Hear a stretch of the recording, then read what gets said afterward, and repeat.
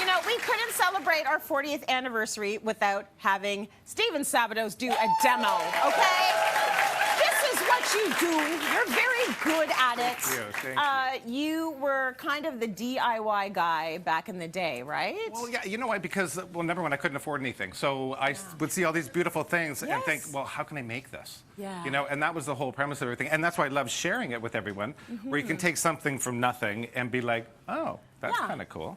Well, you know what, Steven? We're all back to not being able to afford anything anymore. There we go. Full circle. Full circle. Yeah. So what are we going to make today? So today we're going to make, I call them almost these olive jars or what have you. They're over here. Good. So I wanted them to look like, and they're super on trend right now and very expensive. Yes. And they're just sort of like old urns that maybe you got them on a trip to Europe or you make up some story. Lie a bit. Unearthed. Unearthed. An archaeological dig. Yes. They came from Egypt. Yeah, and they're very expensive. Very expensive.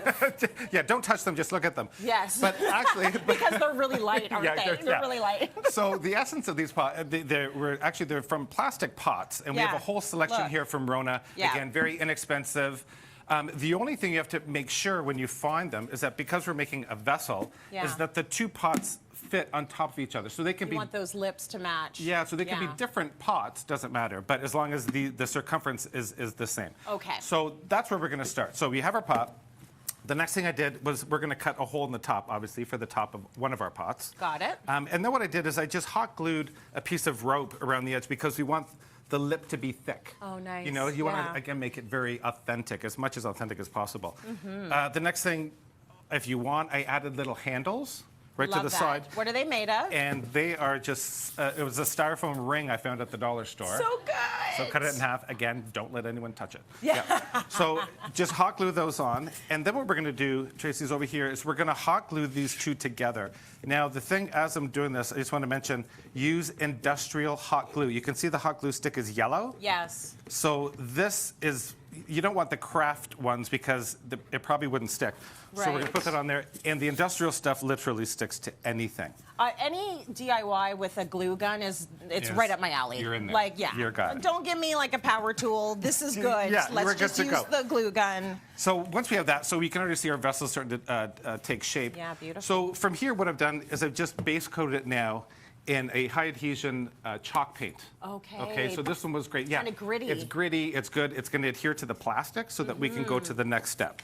Nice. So the next one here is, I don't want you to get anywhere near this. This is I'm going to be way over here, my friend. Stay there, honey. So what are you mixing there? So in this little container, I have 1/3 quick dry cement and 2/3 plaster. Okay. How quick does that dry? It's drying. I'm struggling here. Okay. So that's why. Fast. Yeah, that's why I have the gloves. So from here, it's going to be super fun. It's a bit globby. I would want it more smooth. So you'd want it almost like a thick sour cream. Oh, okay. All right. And then this is where it starts. So just honestly, you just sweep it up and use your hands. Don't use a brush, a thing. No.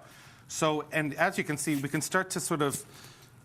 It's supposed to look sort of rough and whatever. We can hide that little and lip. Clumpy, and it's supposed to look like rock that's eroded over years and it was years. Found in the Mediterranean Ocean for centuries ago. Yeah. Fell off a ship. I'm gonna have to have you over for like storytelling time. Perfect. I can keep going. We're gonna do this. We're gonna let her dry a good day or maybe 2 to dry. Okay, so that takes a while to dry. And then I just did one here, just a quick one. So this one here, after it's dry, you can give it a light sanding if you want. Okay. And then what we're going to do is we're going to base coat it in the chalk paint. Again. Okay? Yeah, so the chalk paint, once we have the chalk paint on there, that's dry. Now comes the fun part. You're going to take acrylic paint. Okay. Just brush it on. And again, don't be perfect. You just want it to be very we're giving it its age now. And then here in this bottle, I've got some brown acrylic paint and water. Okay. And then see here. Oh, that's smart in the spray bottle. It gives this little stipply kind of thing. Yeah. And just start doing this. Again, back and forth, back and forth. These guys here, I probably painted 4 or 5 times because I would look at it and be like, no, it's too yellow, it's too brown, it's too white. And keep going. And then just have fun. And then I put little things on the side here. I thought it had a little Egyptian flair. Yeah, it does. It totally does. So authentic. You'd see that in an art history book. Exactly. Absolutely. Throw in a little branch and you're good to go. honestly, it looks so easy, but you're a genius. You are a DIY genius. Like, these are gorgeous. And thank you. And again, incredibly inexpensive. Yes. But these would retail for, in the real thing, a lot. hundreds and hundreds of dollars. Yeah, love there we that. Go. Very from nothing. good, Steven. As Steven mentioned, yeah, very good.